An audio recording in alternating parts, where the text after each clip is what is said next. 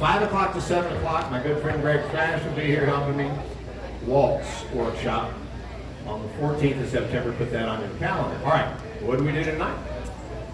First of all, we started 1, 2, 3, and 4, 5, and 6. We did a reverse whip, 3 and 4, with an outside turn from a right to right connection. We did a spinning left side pass with a hand change. That was the basic pattern. The Cool Kids version was this: 1, 2, 3, and 4, 5, and 6. 1 step 2, 3 and 4, 5, 6, 7, and 8.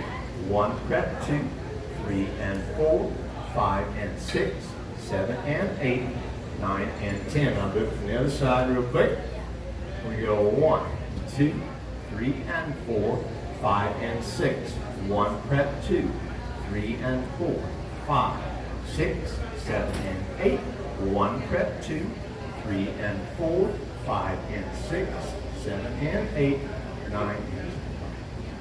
Thank you guys. Have a great Sunday night. Thank you, Gail. Wes will be up very soon. Robert, it's all